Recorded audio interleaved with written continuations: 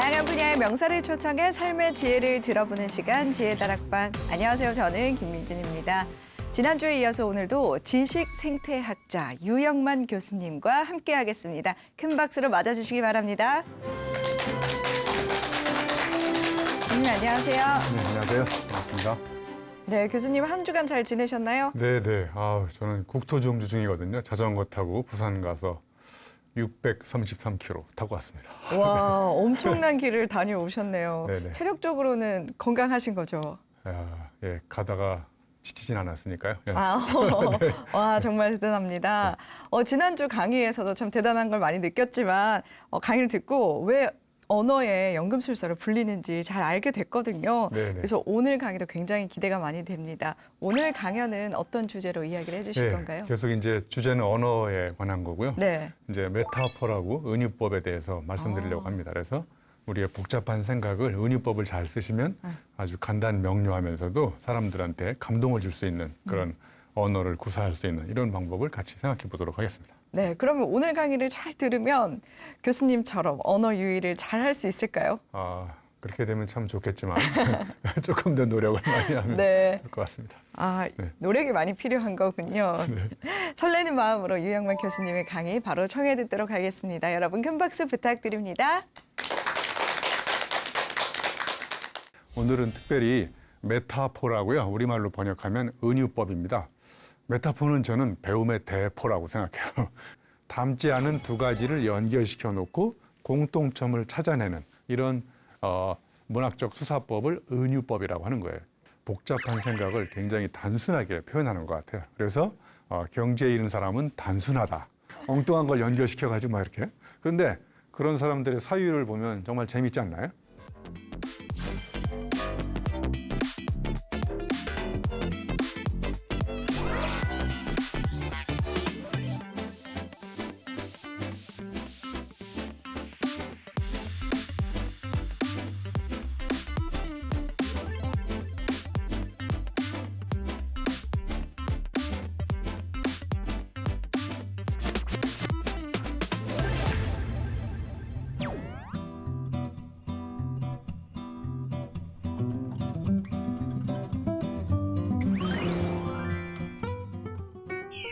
네, 여러분 안녕하십니까? 저는 한양대학교 유영만 교수입니다. 지난 시간에 이어서요, 이제 언어와 사고와 창의성의 주제를 이렇게 연결시켜서 계속 설명을 해드릴 텐데, 오늘은 특별히 메타포라고요. 우리말로 번역하면 은유법입니다. 메타포는 저는 배움의 대포라고 생각해요.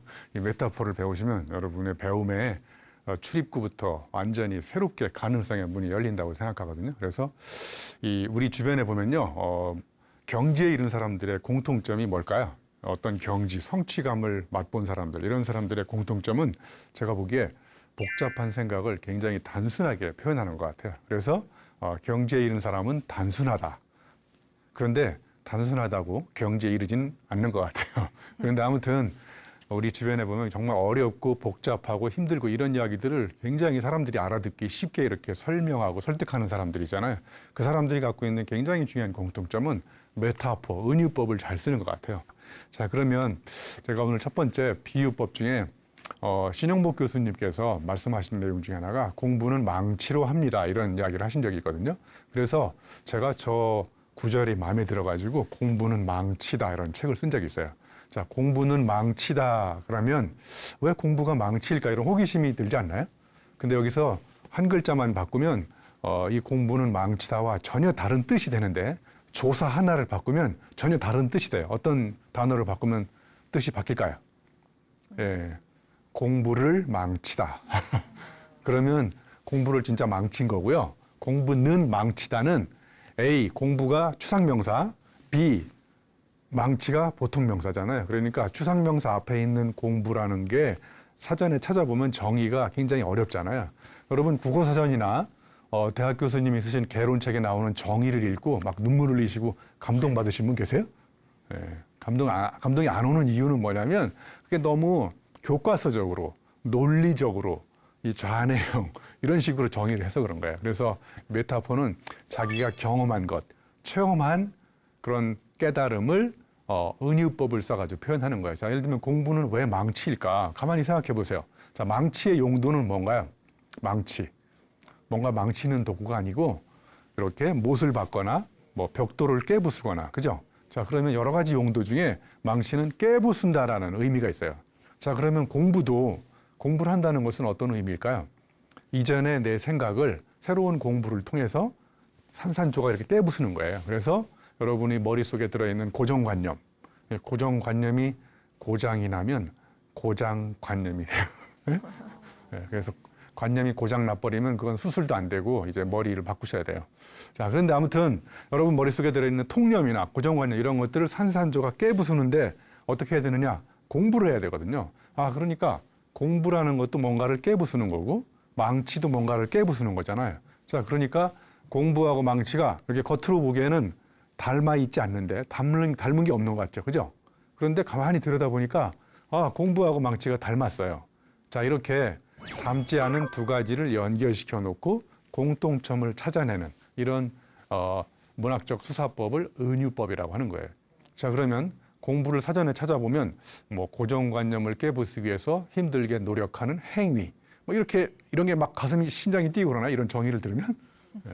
그럼 행위가 뭐냐 또 찾아보면 뭐 실제 움직이면서 행동하는 것, 행동을 찾아보면 또 움직일 행자의 행동, 계속 이렇게 꼬리에 꼬리를 물고 정의를 내리거든요. 그러면 그게 잘 이해가 안 가잖아요. 그런데 공부는 망치다. 그러니까 망치라는 게 우리가 흔히 접할 수 있는, 만질 수 있고 접촉할 수 있는 보통 명사잖아요. 그러니까 갑자기 공부라는 추상 명사가 보통 명사로 뚝 떨어지니까 의미가 확 맞았죠. 예, 그래서 공부는 망치다. 이렇게 제가 정의를 내려본 거예요. 자, 여기 보시면 공부는 또 피클이다. 이런 말이 있는데 여기 체게바라는 이제 체게바라 이렇게 보지 마시고 아무튼 자, 그러면 이 공부하고 독서가 또 왜 피클일까? 자, 왼쪽에 보시면 오이가 있어요. 오른쪽에 피클이 있고. 자, 예를 들면 제가 원래 대학 교수이기 전에 용접공이었던 건 아시나요?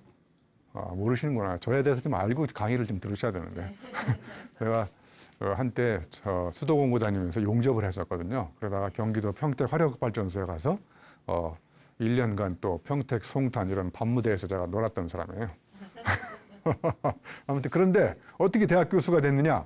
저한테 제 인생의 첫 번째 터닝 포인트를 제공해 준 책을 읽은 거예요. 그게 이제 고시 체험생 수기집인데 거기에 공고생이 사법고시나 행정고시 패스한 게 있더라고요. 그래서 제가 그 책을 읽고 이게 눈이 번쩍 뜨였어요. 아, 나같이 이렇게 밑바닥 인생을 사는 사람도 인생을 한 방에 역전시킬 수 있는 방법이 있다는 걸 누가 알려준 거냐면 책이 알려준 거예요.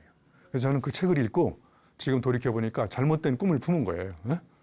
그래서 제가 책을 읽기 전에는 왼쪽에 오이였는데 책을 읽고 나서 뭘로 바뀌었어요? 피클로 바뀌었어요. 자, 그러면 오이가 피클로 변할 수 있지만 피클이 다시 오이로 돌아갈 수 있나요? 돌아갈 수 없어요. 이게 독서의 위력인 거예요. 책은 읽기 전의 상태로 돌아갈 수 없는 위험한 매개체인 거예요. 네, 그래서 여러분 책을 함부로 읽으시면 저처럼 위험한 사람이 되는 거예요. 네, 여러분 지금 이렇게 정상인 이유는 책을 대충 읽으셔서 이렇게 되신 거예요. 네, 책을 제대로 읽으면 저처럼 정신 이상자가 되는 거예요. 네? 자, 그래서 독서가 피클인 이유는 가만히 보세요. 자, 독서하고 피클이 겉으로 보기에는 닮지 않았어요. 똑같이 독서는 추상명사, 피클은 우리가 흔히 만지고 먹을 수 있는 보통명사.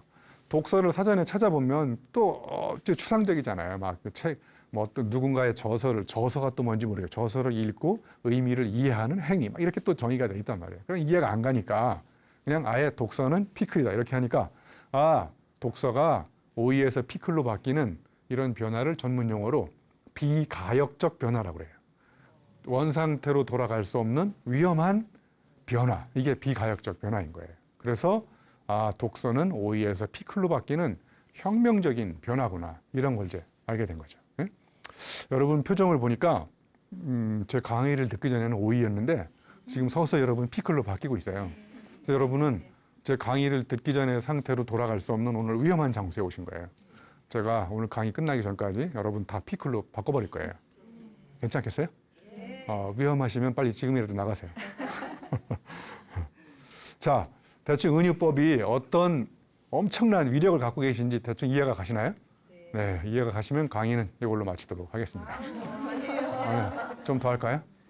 네, 그러면 자, 은유법을 제가 잠깐 두 가지 예를 들었는데, 자, 은유법의 위력이 제가 여기 몇 가지 써놨는데, 첫 번째 관계가 발견됩니다. 자, 무슨 이야기냐면 독서하고 피클이 관계 없었는데 가만히 들여다 보니까 관계가 있잖아요.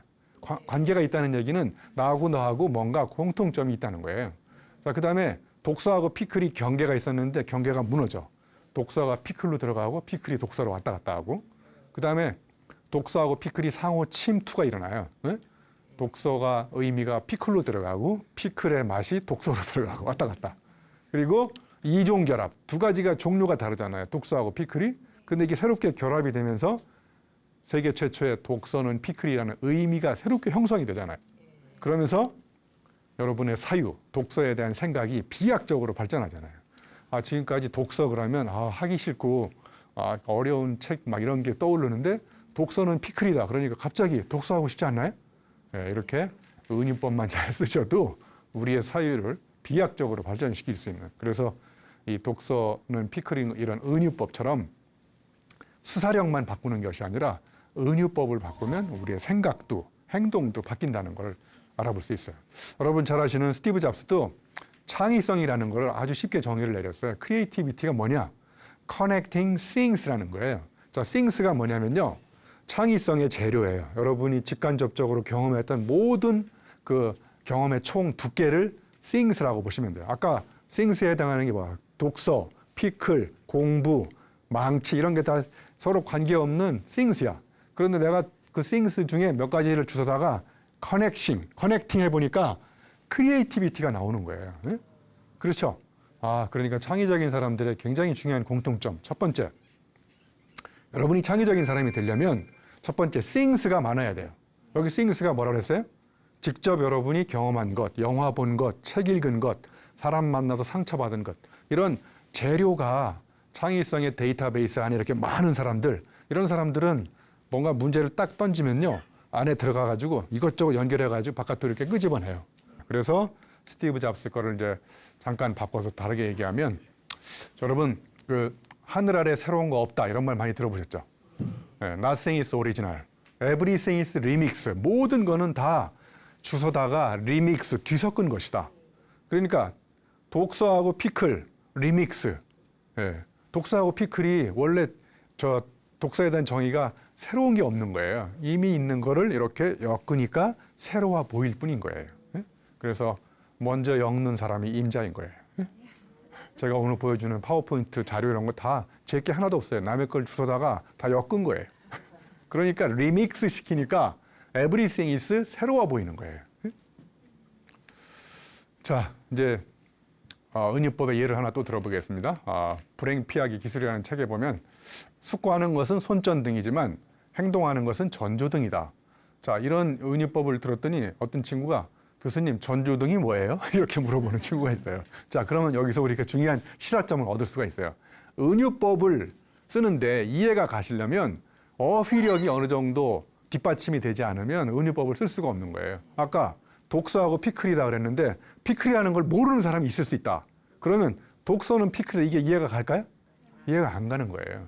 그러니까 독서 뒤에 있는 모든 보통 명사는 다 직접 내가 만져보고 먹어보고 접촉해보고 경험해봤던 단어들인 거예요. 자, 그러면 숙고하는 게 왜 손전등이고 행동하는 게 왜 전조등일까? 손전등과 그러면 전조등의 차이는, 손전등은 예를 들면 요 정도 이렇게 앞에만 보이는 게 손전등이고 전조등은 저 앞에까지 비치는 거잖아요. 그죠? 자, 그럼 앉아서 계속 생각해봐야 요 정도밖에, 가까운 데밖에 비칠 수밖에 없는 아이디어가 나오는데, 나가서 행동하면 어떻게 된다고요? 멀리까지. 그러니까 생각지도 못했던 아이디어가 언제 떠오르느냐? 나가서 행동할 때. 예. 그래서 제가 존경하는 우리 신영복 교수님도 이런 말씀을 한 적이 있어요. 손은 하나, 머리는 하나지만 손가락과 발가락 몇 개예요? 10개. 예. 그러니까 나가서 앉아서 생각하면 머리가 하나이기 때문에 아이디어가 하나밖에 안 떠오르는데, 나가서 손발을 움직이면 10개의 아이디어가 떠오른다는 거예요. 예? 재밌지 않습니까? 예. 우리 한민복 시인, 제 고등학교 선배님이 아이가 뱃속에서 10달이 있다 나오는 이유가 있다는 거예요. 예? 예. 손가락을 하나, 둘, 셋 개 세가지고 손이 10손가락이 딱 됐을 때 10달 되면 나온다는 거예요. 아무튼 이렇게 우리 주변에 보면 정말 비정상적인 사람들이 너무 많아요. 엉뚱한 걸 연결시켜가지고 막 이렇게. 그런데 그런 사람들의 사유를 보면 정말 재밌지 않나요? 재미있는 이유는 우리가 틀에 박힌 언어를 남과 다른 방식으로 사용하기 때문에 그런 거예요. 그래서 시인들은요, 이 은유법의 천재들이에요. 그래서 여러분들이 시를 자주 읽으면 이 틀에 박힌 언어를 다르게 쓸 수 있는 가능성이 보이는 거라고 생각합니다. 자, 이 또 뱃살은 비무장지대라고 우리 김영민 교수님, 칼럼계의 아이돌이라고 하시는 분 계시잖아요. 이분이 유명해진 이유 아시죠? 추석 때 갔는데 추석이란 무엇인가요? 뭐 예를 들면 가면 집에 가면 자꾸 결혼을 언제 하냐 이렇게 질문하잖아요, 그죠? 너 여자친구, 남자친구는 있냐 이런 게 지겨우니까 그러면 이제 반대로 추석이란 무엇인가요? 이런 질문을 던져보죠. 자, 아무튼 뱃살은 비무장지대다. 이해가 가시나요? 요건 이해가 잘 안 가시죠? 상반신과 하반신에 걸쳐 있는 무책임한 비무장지대. 그래서 누구도 이렇게 접근하지 않지만 아무튼 이렇게 비무장지대처럼 이렇게 접촉할 수 없는데 온갖 살이 붙어 있는 거죠. 이 뱃살을 영어로 스페어 타이어라고 하는 거 아시죠? 스페어 타이어. 타이어처럼 이렇게 스페어가 이렇게 생겨 있는. 자, 아무튼 이렇게 은유법을 잘 쓰면 재밌습니다. 여기 오신 분들 오늘 결혼하신 분들인 것 같은데, 자, 그러면 은유법 연습을 한번 해볼까요? 결혼은 뭐다? 은유법으로. 결혼은 로또다. 맞는 경우가 거의 없으니까 로또다. 뭐 결혼은 무덤이다. 왜냐하면 결혼을 하다가 잘못해가지고 이제 무덤 속에 들어가서 불행한 결혼 생활을 하는 사람들. 뭐 예를 들면 또 결혼은 양파다. 왜 그럴까요? 네, 우리 남편 보니까 정말 만나기 전보다 같이 살면서 정말 새로운 면이 드러나는 것 같아. 좀 긍정적인 측면에서. 그래서 나는 결혼을 참 잘한 것 같아. 이런 식으로 여러분의 결혼 생활을 바꾸는 방법은 어떻게 해야 돼요? 은유법을 바꾸시면 돼요. 결혼 뒤에 있는 보통 명사를 바꾸시면 여러분의 결혼에 대한 생각과 결혼 생활 자체가 바뀌는 거예요. 결혼은 무덤이다 이렇게 생각하는 사람하고 결혼은 양파다 이렇게 생각하는 사람은 결혼 생활이 두 사람의 결혼 생활을 비교해 보면 어떤 차이가 있는지 금방 확연하게 느낌이 오잖아요. 자, 제가 이제 한번 또 은유법을 진정한 배움은 신문지가 아니라 도화지다. 자, 그러면 신문지와 도화지의 차이를 잠깐 비교해 보세요. 이미지를. 신문지에는 뭔가 이렇게 엄청나게 글씨가 꽉 차 있죠. 네? 자, 그다음에 도화지는 하얀 백지. 자, 그러면 진정한 배움은 신문지처럼 뭔가 꽉 차 있는 데다가 내 머리를 들이받고 이렇게 하는 것도 필요하지만 백지, 도화지에다가 내 생각을 새롭게 그려나가는. 네? 그러니까 누구도 걸어가지 않는 길 하얀 백지에다가 내 생각을 쏟아놓는.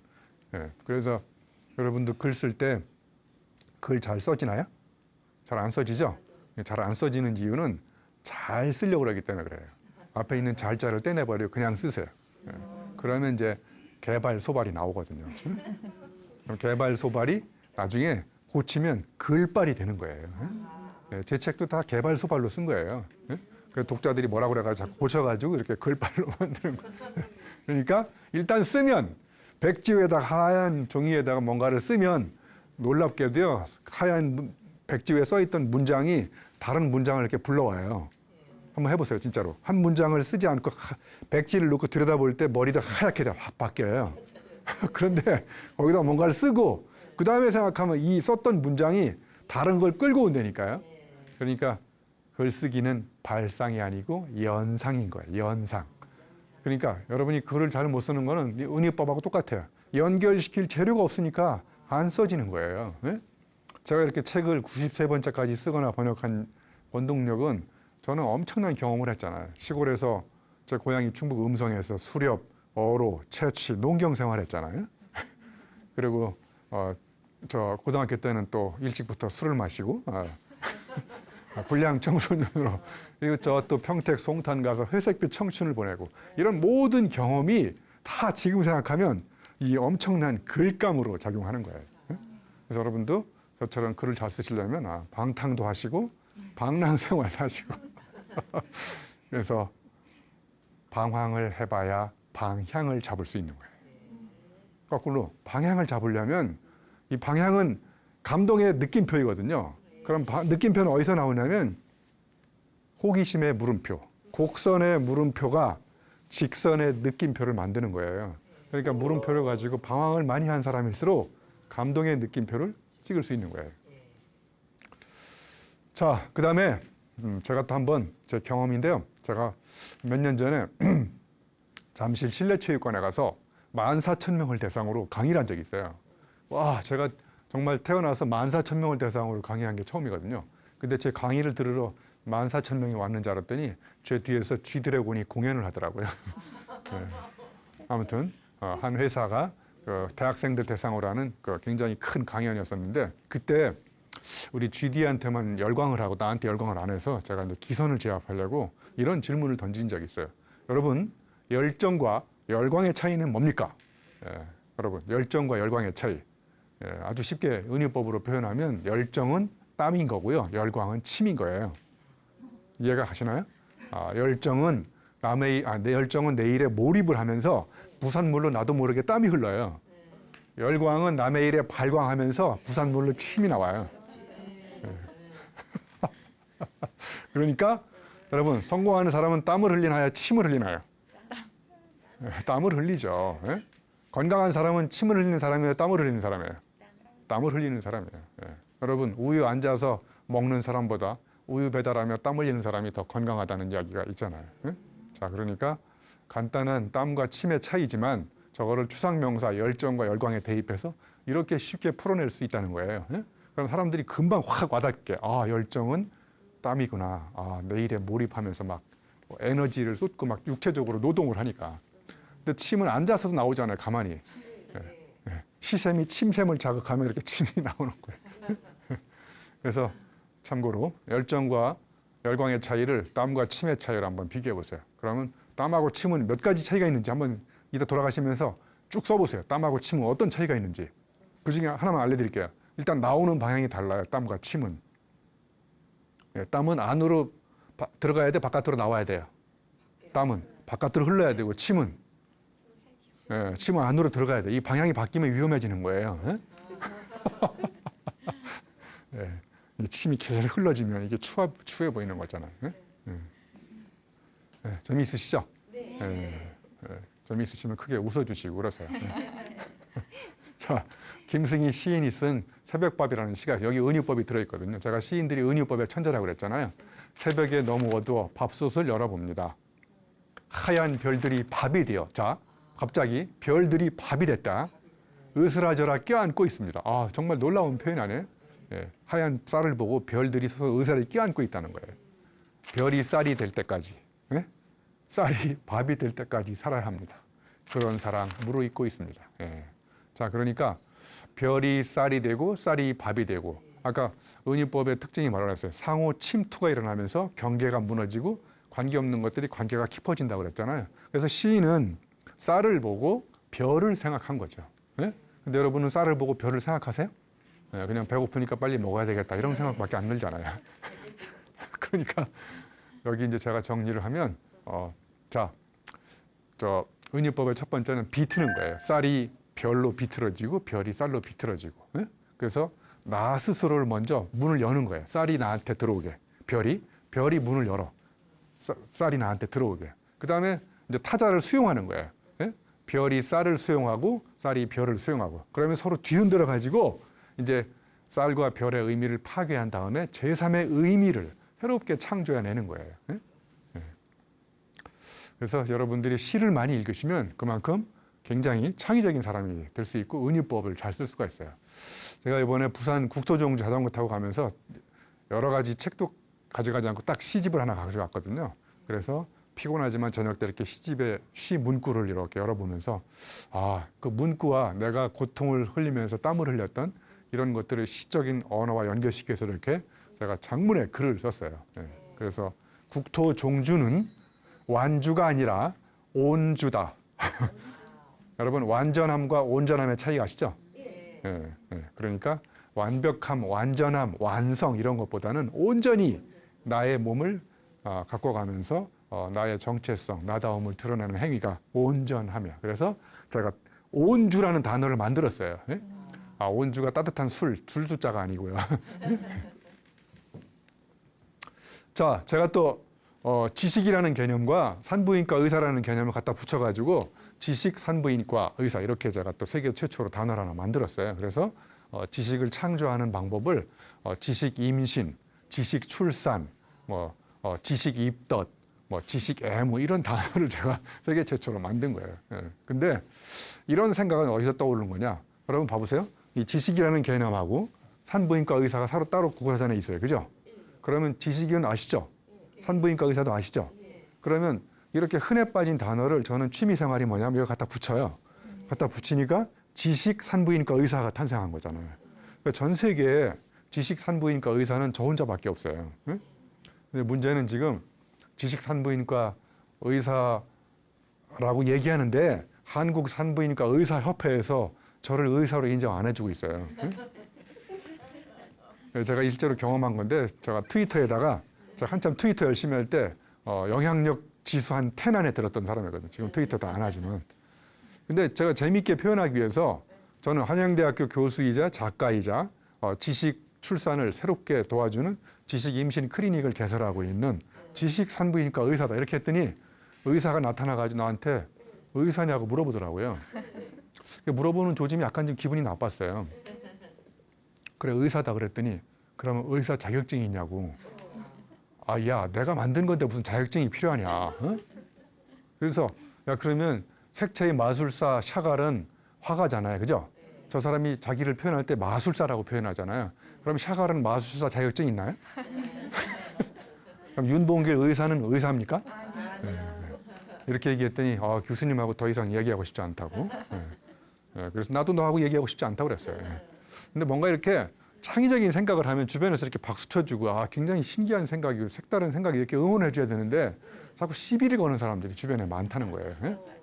예? 그래서 정말 의사소통이 가장 안 되는 사람들 의사라는 걸 알게 됐어요. 다 그런 건 아니다 이렇게 얘기해 또 의사가 항의를 하면 예외가 있다고 얘기를 하죠. 그래서 제가 의사들 대상으로 의사소통 교육과정을 하나 개설하려고 그래요. 예? 좀 의사들한테 의사소통 방법을 가르쳐야 될 것 같아요.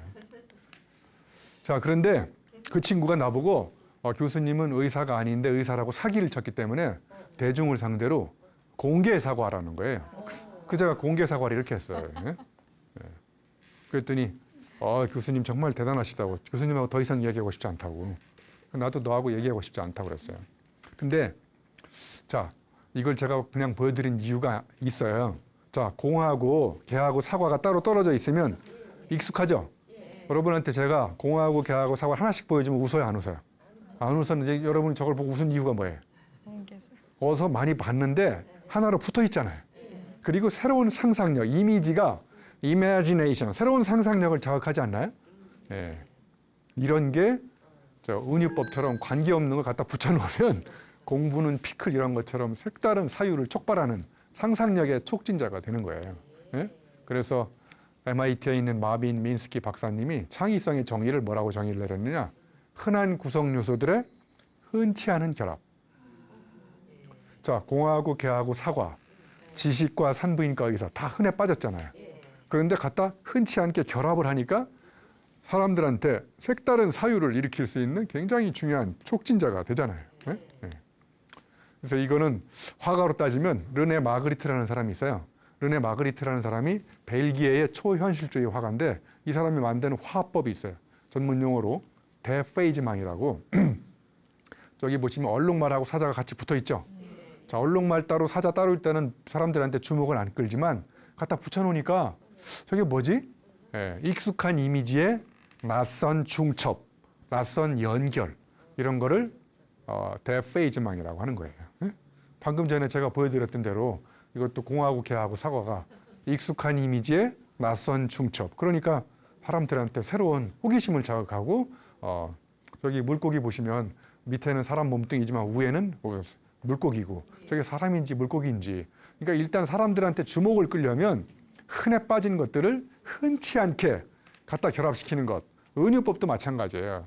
공부, 피클, 망치 다 흔해 빠져 있는데 갖다 붙이니까 여러분의 사유를 이전과 다른 방법으로 놀랍게 색다르게 표현을 하잖아요. 그래서 이런 거를 전문 용어로 대자뷰, 부자대라고 그러는데요. 이걸 우리말로 번역하면 기시감, 신시감이에요. 예? 자, 기시감은 낯선 것을 익숙하게 보여주는 거예요. 이미 봤는데 처음 본 것 같고, 신시감은 새로운 것 같은데 낯선 것 같고. 예? 그러니까 공하고 개하고 사과도 어디서 많이 봤는데 새로운 것 같고, 그죠? 낯설은데 어디서 또 익숙한 것 같고, 이 경계를 왔다 갔다 하는 거를 전문 용어로 부자 대 데자뷰라고 하는 거예요.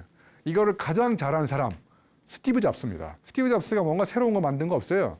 남들이 만든 걸 먼저 지가 갖다가, 지가라서 죄송하지만 자기가 먼저 갖다가 세계 최초로 엮은 거예요. 예? 그러니까 어디서 많이 봤는데 약간 새롭잖아요. 약간만 새로워야 돼. 너무 새로우면 사람들이 안 받아들여요. 예?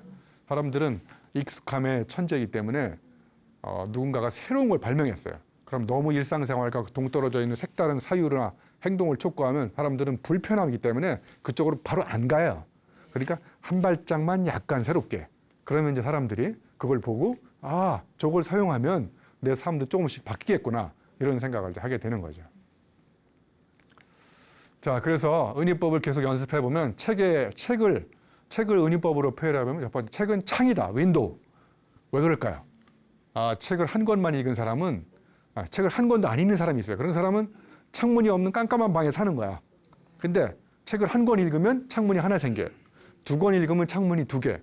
그러니까 책을 여러 권 읽으면 다 그런 건 아니지만 여러 권 읽으면 세상을 다르게 볼 수 있는 창문이 여러 개가 생기는구나. 그럼 내가 세상을 이전과 다르게 바라보려면 어떻게 해야 돼요? 종류별로 다양한 책들을 읽어야 내가 세상을 다르게 볼 수 있는 다양한 창문이 생긴다는 거예요. 예, 책은 도끼다는 우리 박홍현 작가님이 카프카가 책은 도끼다라는 이야기를 이제 갖다가 제목을 쓰신 거잖아요. 근데 정말 그 간단한 제목이지만 도끼처럼 이렇게 뭔가 확 망치처럼 깨부수는 거잖아요. 뭔가를 얼음을 깨는 것처럼. 자, 책은 또 거울이에요. 왜냐하면 여러분 아침에 나오실 때 거울 보고 오셨죠? 예, 그런데 마음의 거울은 안 갖고 다니시잖아요. 예? 책을 읽으면 이렇게 창피해져. 유영만 교수는 저렇게 열심히 사는데 왜 나는 이 모양 이 꼴로 살고 있지? 그래서 책이 나를 반성하게 만들어주는 거예요. 그러니까 책을 여러 권 읽은 사람들은 이렇게 자만, 교만, 태만하지 않고 늘 자세를 낮추고 겸손해져요. 왜냐하면 모르는 게 많다는 걸 알고 있으니까. 책은 또 징검다리. 왜 징검다리일까요? 여기서 저기로, 현재에서 미래로 그 다리를 놔주는 거예요. 책을 읽으면. 그러니까 책을 안 읽으면 어디로 갈지 모르는 거예요. 그래서 마지막에 책이 나침판인 이유는 방향을 잃었을 때 내가 인생을 어떻게 살아야 될까? 그럼 어떤 책 한 권을 읽고 저처럼 잘못된 꿈을 품게 만든 거잖아요. 고시 공부하려고, 그죠? 그러니까 뭐 돌이켜보면 잘못된 꿈을 품게 만든 거지만 제가 그 책을 안 읽었다면 아직도 지금 평택, 송탄, 유흥가에서 술 먹고 놀고 있을 거예요. 자, 그래서 우리의 은유는 우리가 생각하고 행동하는 방식을 결정하는 거예요. 아까 말씀드렸죠?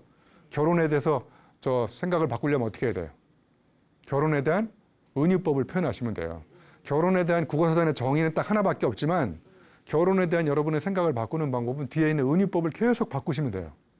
결혼은 양파다, 로또다, 징검다리다, 그다음에 뭐죠?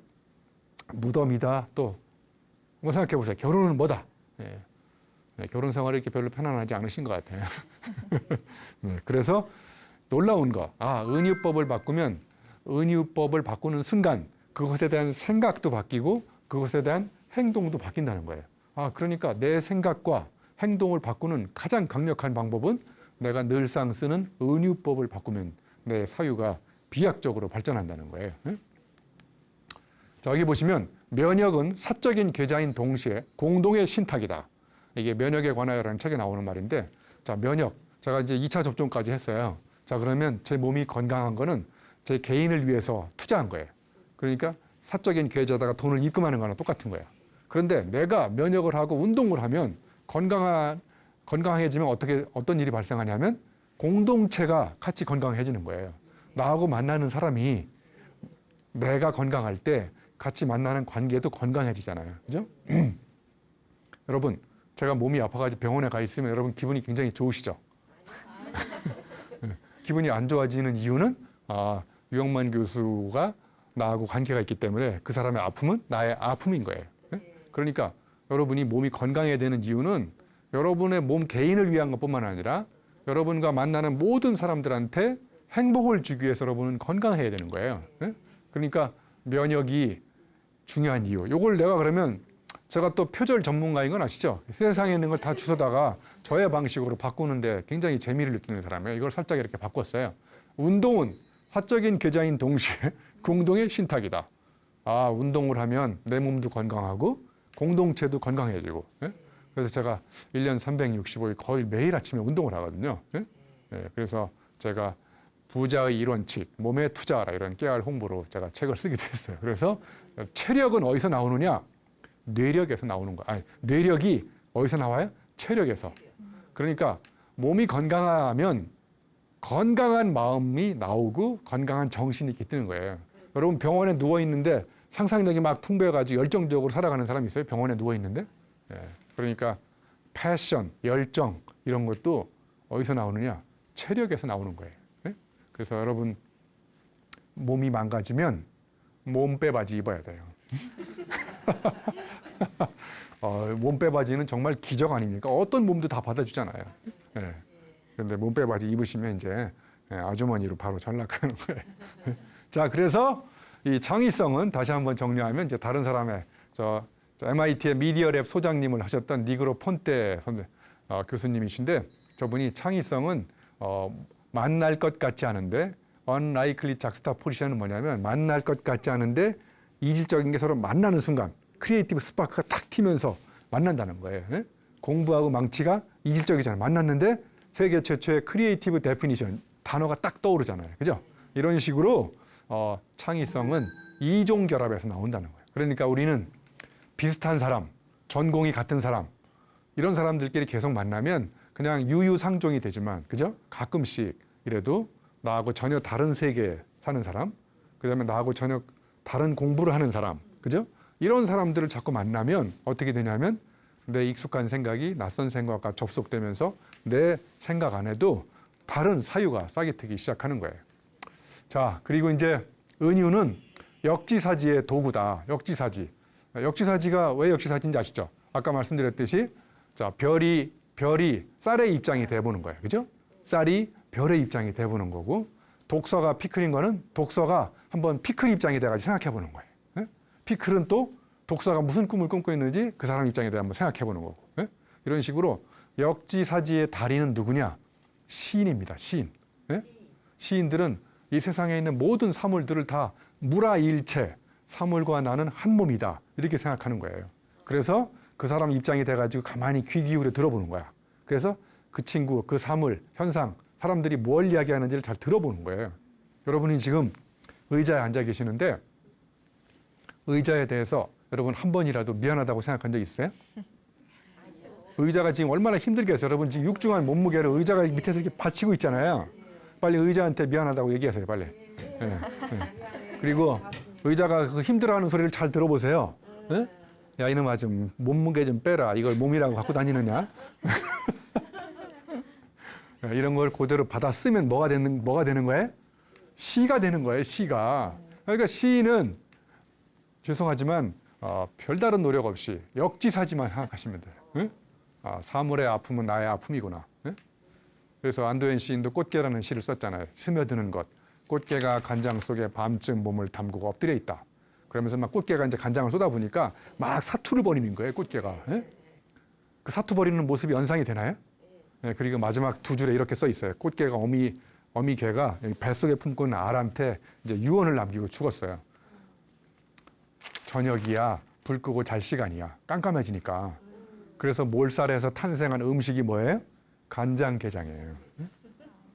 이런 시를 읽고 간장게장을 드시러 가는 사람은 인간이 아니에요, 이거는.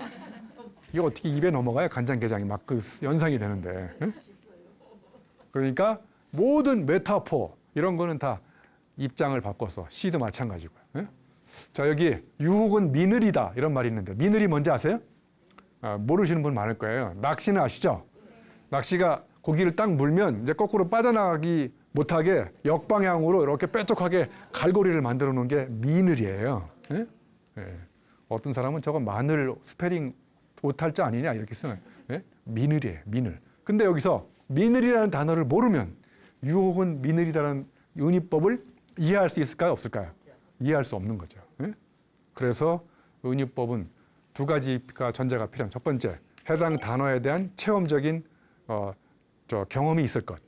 내가 직접 그 단어에 대해서. 여러분이 미늘에 대해서 경험을 안 해봤기 때문에 이제 확 와닿지 않는 거예요. 고기를 딱 잡아서 낚시를 잡았을 때 이게 고기가 안 빠지는 이유는 그 사이에 이렇게 정말 인간의 잔인한 생각으로 미늘이 이렇게 걸려 있는 거예요. 그러니까 미늘이라는 단어를 알아야 저 은유법을 알 수 있는 거죠. 두 번째, 이 은유법은 사회 정치적으로 합의가 있어야 돼요. 자, 예를 들면 내 마음은 은유법으로 표현하면 뭐예요? 호수요, 그죠? 요즘에 호수가 오염돼가지고 그 은유법을 다시 써야 돼요. 이런 식으로 어떤 단어에 대해서 우리가 사회적으로 정치적으로 합의한 게 있어요. 합의.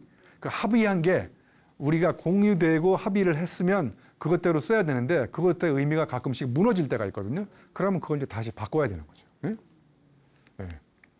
자, 그 다음에 이제 제가 지금까지 여러 가지 창의성, 아이디어, 그다음에 메타포 이런 거 많이 말씀드렸죠. 메타포는 은유법이고 크리에이티비티는 창의성이고. 그럼 여러분 아이디어가 많은 사람의 공통점 뭔지 아시죠? 아이디어는 마찬가지예요.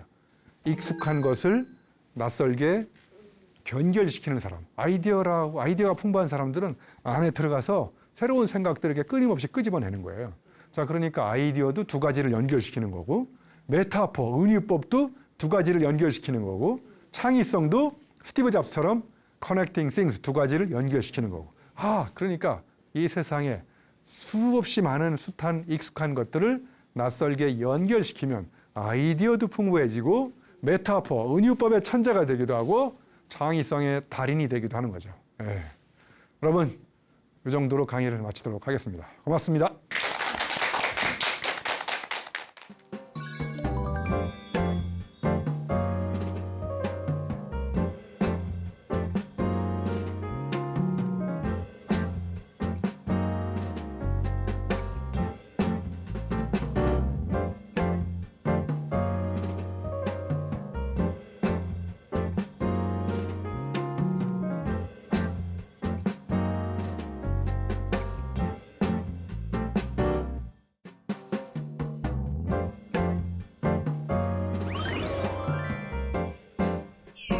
네, 오늘 강연을 들으면서 또 독서의 중요성, 또 공부의 중요성에 대해서 다시 한번 생각해 보게 됐는데요.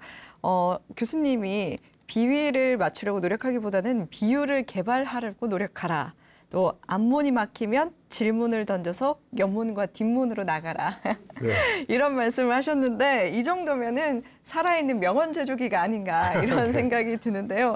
개인적으로 가장 마음에 드는 비유가 있었다면 어떤 게 있으실까요? 네, 물론 제가 쓴 책 제목 공부는 망치다 이런 거. 네.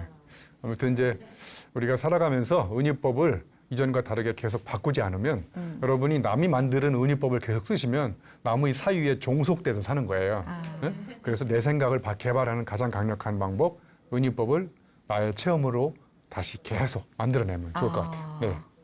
와, 물론 꾸준히 독서하고 또 사색하고 메모하는 것 이런 것도 모든 것이 다 중요하겠지만 교수님처럼 이렇게 은유를 잘하고 또 기발한 아이디어를 많이 내기 위해서는 어떻게 하면 좋을까요? 두 가지가 필요할 것 같은데요. 네. 은유법은 체험적인 거거든요. 네. 그래서 체험이 이전과 다른 체험을 많이 하셔야 될 것 같아요. 틀에 박힌 생활을 하시면 틀에 박힌 은유를 사용할 수밖에 없어요. 그래서 제가 사하라 사막에 가서 마라톤 뛰기도 하고 막 킬리만자로 올라갔다 오기도 하고 국도종주도 이렇게 다양한 체험을 하는 이유는 내 몸이 겪은 체험이 달라지면 이제 이 머릿속에 내면에 들어가 있는 창의성의 재료가 달라지거든요. 자, 그다음에 두 번째 필요한 게 아무리 체험이 많아도 내가 이걸 체험을 적확한 언어를 사용해서 표현할 수 없으면 체험이 그냥 몸에서 썼거든요. 그러니까 이제 책을 읽으면서 독특한 언어를 자꾸 사용해야 돼요. 그래서 여러분도 언어 공부를 꾸준히 하셔야 될 것 같아요. 네. 오늘 강의를 들으면서 이 언어의 활용의 중요성에 대해서 네. 많이 생각을 하게 되는데요. 다음 주에는 그럼 어떤 이야기를 해주실 건가요? 다음 주에는 이제 활용점정으로요. 언어 유희를 활용해서 네. 색다른 예를 들면 뒷글자를 맞춘다든지 운율을 맞춘다든지 단어를 뒤집는다든지 이렇게 해가지고 사람들의 사유에다가 통렬한 깨달음을 주는 언어 유희, 지식 창조법을 또 이어서 가도록 하겠습니다. 네, 다음 주 강연도 많이 기대가 됩니다. 이 프로그램은 여러분들의 후원으로 제작됩니다. 다음 주 이 시간에도 더 알찬 내용으로 찾아뵙도록 하겠습니다. 함께 해주신 여러분 고맙습니다.